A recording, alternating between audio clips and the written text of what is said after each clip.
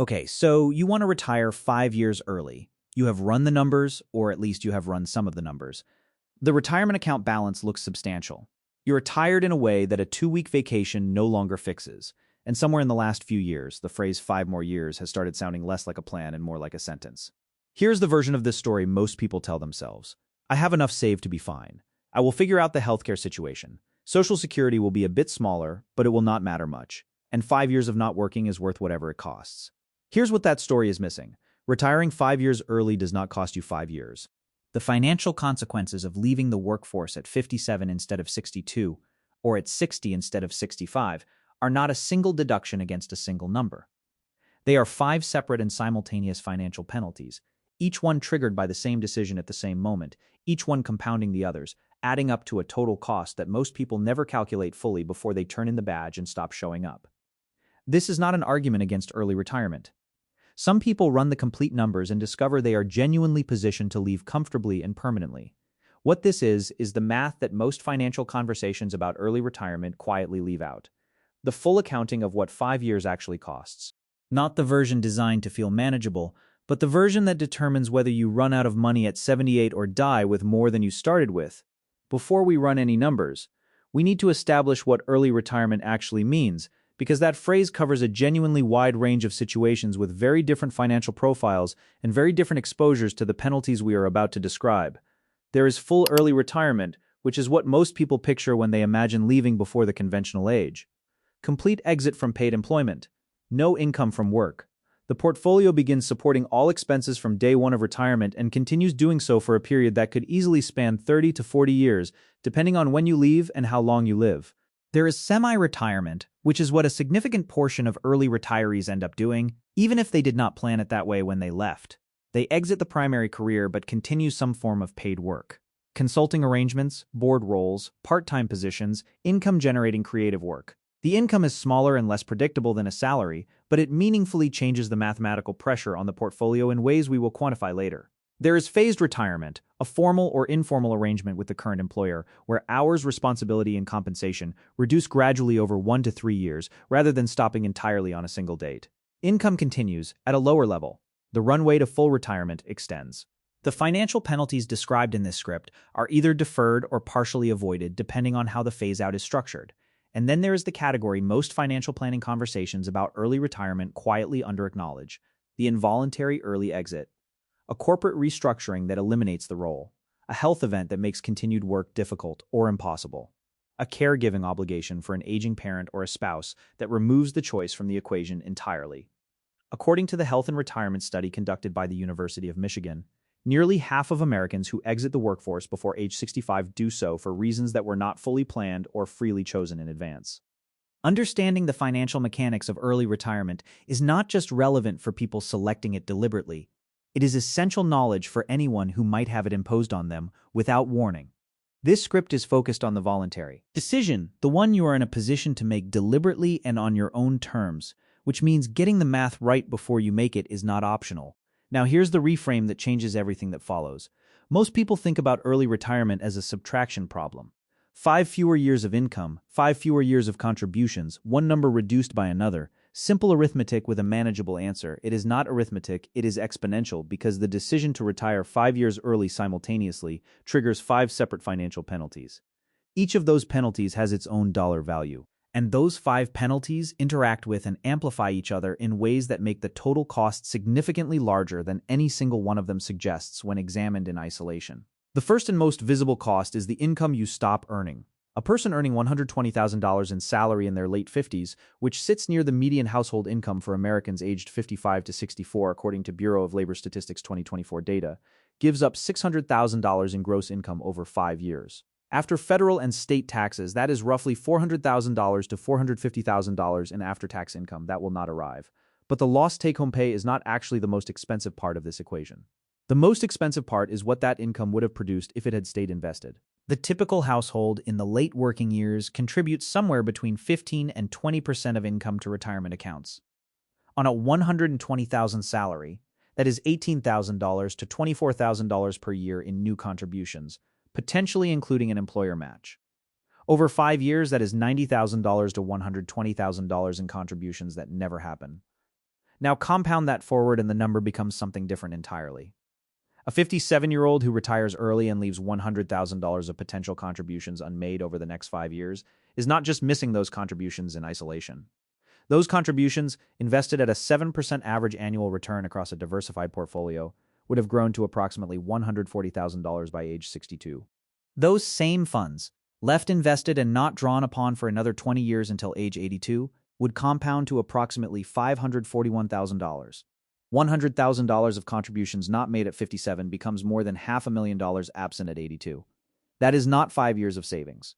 That is 3 decades of compounding operating on 5 years of savings, and that is only the first penalty. 4 remain. The second penalty is Social Security, and for most middle-income Americans, it is the one worth the most total dollars across a full lifetime. Social Security benefits are calculated from your 35 highest earning years and the age at which you choose to begin claiming. Full retirement age. The point at which you receive exactly 100% of your calculated benefit is 67 for anyone born in 1960 or later. You can claim as early as 62 or delay as late as 70. Claiming before full retirement age triggers a permanent and irreversible reduction in your monthly benefit. For someone born in 1960 or later, claiming at 62 reduces the monthly benefit by 30% compared to claiming at 67. That reduction does not expire or gradually reverse. It applies to every payment you receive for the rest of your life. And because Social Security cost of living adjustments are applied as a percentage of whatever monthly amount you are currently receiving, a lower starting benefit produces smaller inflation adjustments in every subsequent year as well. The penalty compounds forward in a way most recipients do not fully grasp at the moment they make the claiming decision. Let's put real numbers on this.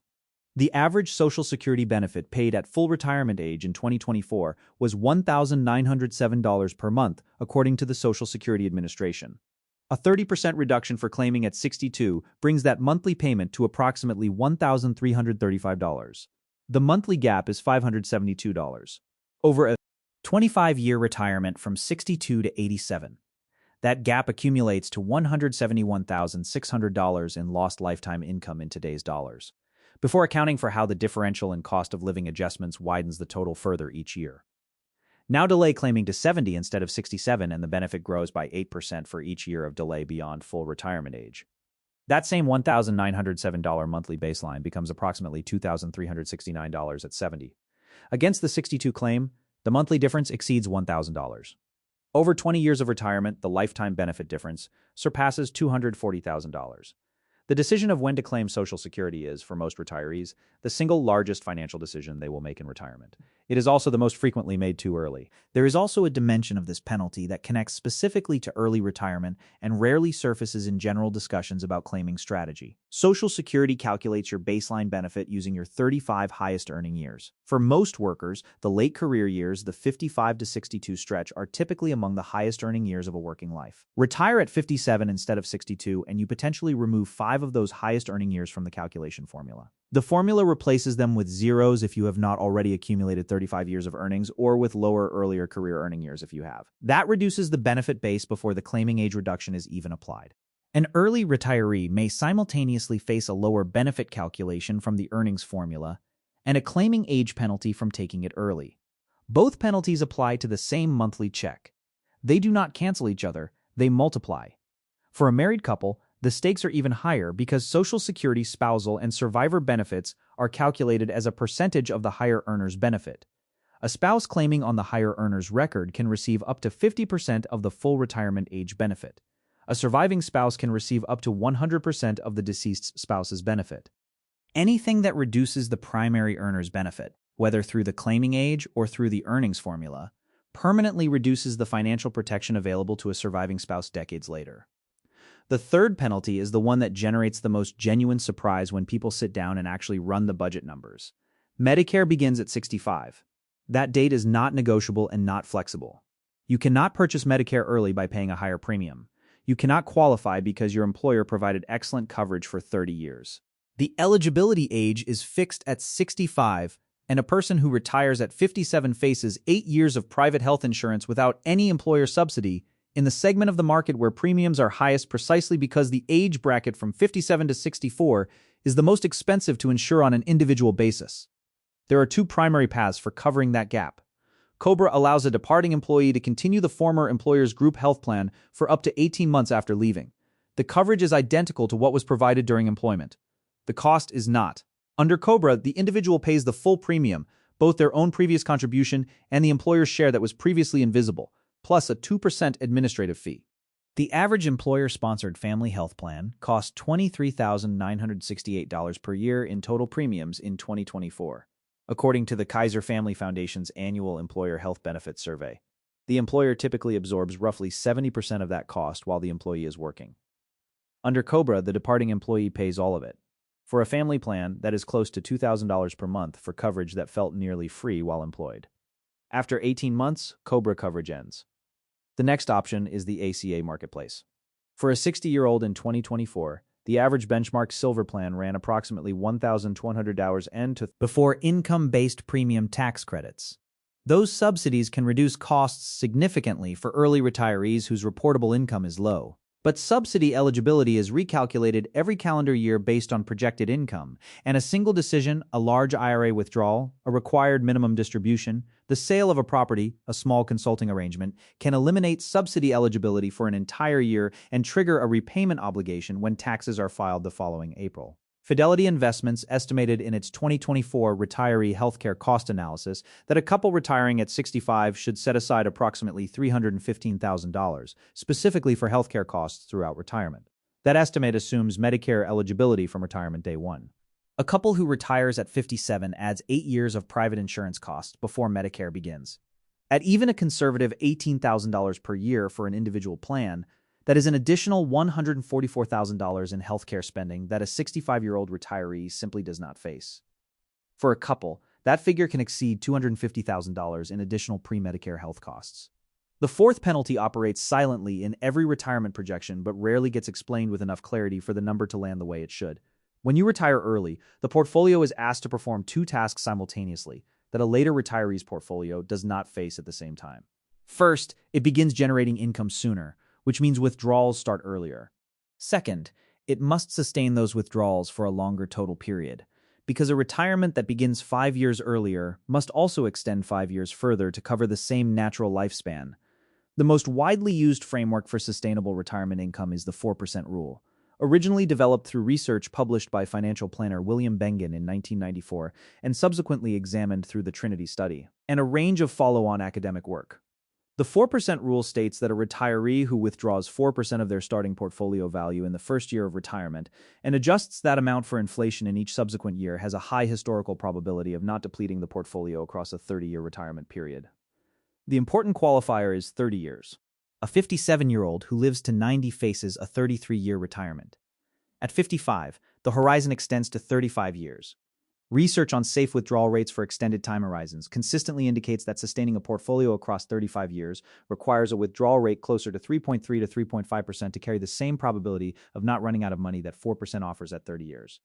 On a $1 million portfolio, the difference between a 4% annual withdrawal and a 3.5% annual withdrawal is $5,000 per year in income. That is not a rounding difference in a spreadsheet. It is $5,000 per year fewer in the actual annual budget that ripples through every decision about housing, travel, healthcare, and daily life across a retirement that could span 4 decades. There is also the portfolio size implication of the longer horizon. To generate $60,000 per year at a 4% withdrawal rate, a retiree needs $1.5 million in invested assets. To generate the same $60,000 annually at a 3.5% rate appropriate for a 35-year horizon, the portfolio needs to be approximately $1.71 million. The additional $210,000 required is money that either needs to already be saved or must come from additional working years. For someone sitting at $1.5 million at 57 who believes the math works at the actual time horizon of a 57-year-old, it may not work with the same margin of safety as the calculation suggests. The fifth penalty is the one that operates beneath all the others and amplifies the exposure across every scenario we have described. It is called sequence of returns risk, and it is the most underappreciated specific threat facing an early retiree compared to a conventional age. Retiree. Most retirement projections assume an average annual return across the entire retirement period. If the portfolio earns 7% on average over 30 years, the model produces a specific outcome regardless of whether those returns arrived in a smooth pattern or a volatile one. That assumption breaks down in one specific and highly consequential scenario.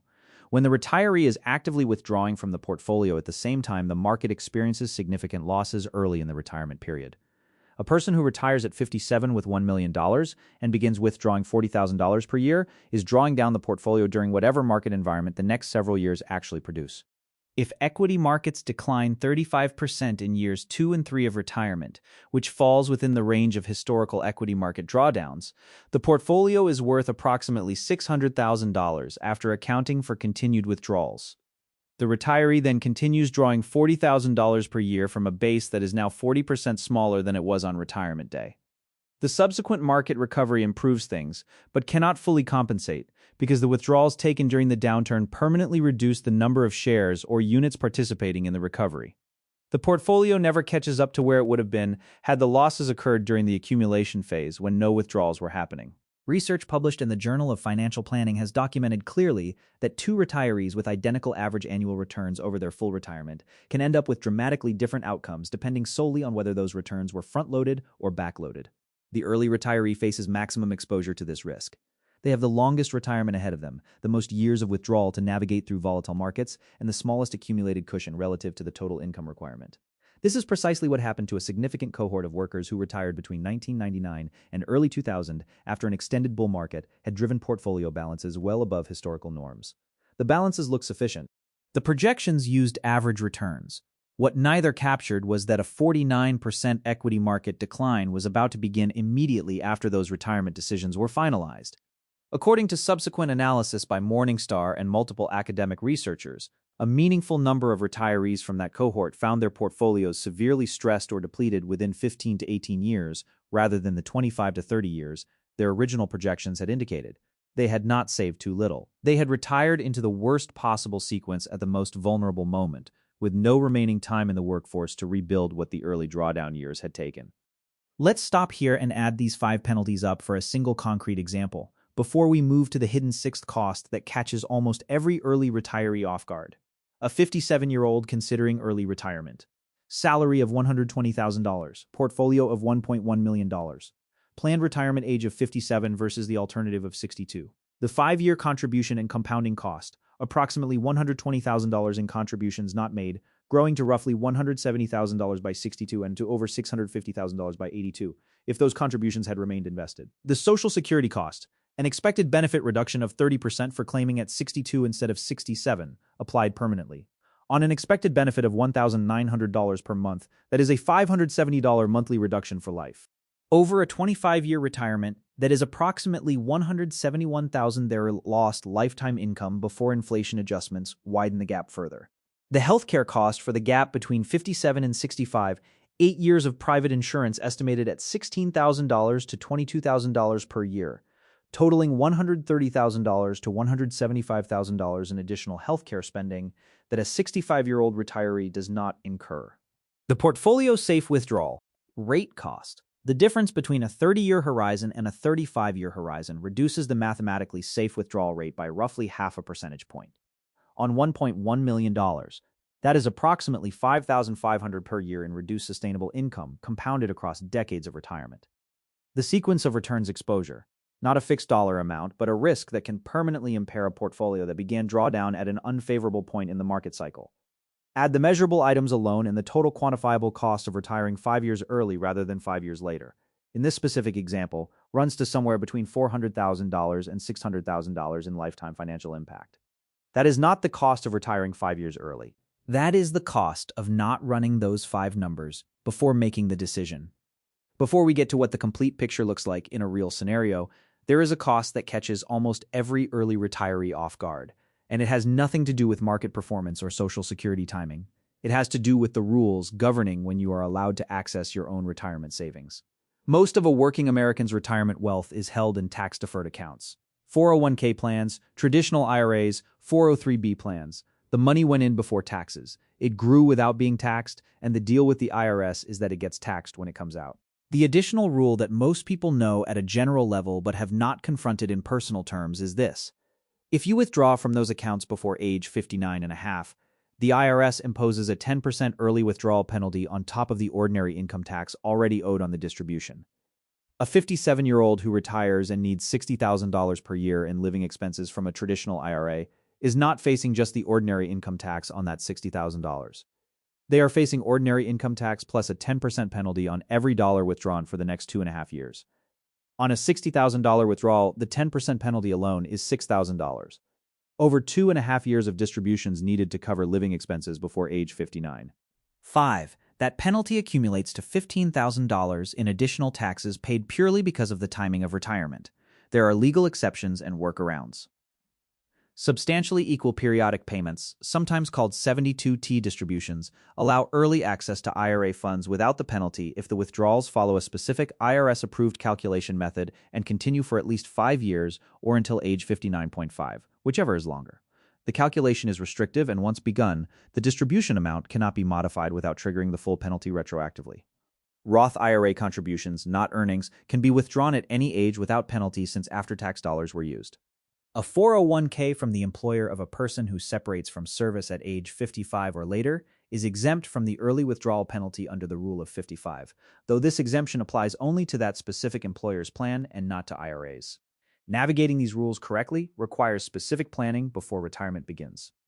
Getting them wrong can mean paying $6,000 to the IRS every year in avoidable penalties for a period of years simply because the account type and withdrawal sequence were not structured in advance.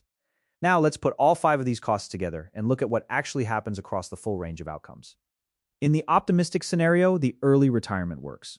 The individual is 57 years old, has $1.3 million in retirement accounts, owns their home with no remaining mortgage, and has arranged a part-time consulting arrangement generating $28,000 per year for the first 5 years. They delay Social Security deliberately until 67, collecting the full calculated benefit of $1,950 per month. They purchase an ACA marketplace plan with careful income management that keeps net premiums around $780 per month. Annual spending runs $70,000, of which consulting covers $28,000 in the early years, requiring only $42,000 from the portfolio. The effective initial withdrawal rate is 3.2%. Under this structure and a moderate equity market environment, the portfolio has a high historical probability of lasting 35 or more years without depletion. The early retirement works. But it works because 3 deliberate structural decisions were made correctly before retirement began: the part-time income bridge, the disciplined Social Security delay, and a spending target calibrated to the actual portfolio size and actual time horizon rather than the simplest available projection. In the realistic scenario, the individual is 57 years old with $900,000 in retirement accounts and plans to stop working entirely. Full expenses falling on the portfolio alone look unsustainable for 5 years until Social Security arrives, so they claim at 62 to supplement income sooner. The 30% early claiming reduction drops their expected $1,800 monthly benefit to approximately $1,260. Healthcare on the ACA marketplace costs $1,320 per month for the years before Medicare. Annual spending runs $80,000, representing an initial withdrawal rate of nearly 9% from a $900,000 portfolio. That rate is more than double the range that academic research has historically identified as sustainable across a long retirement.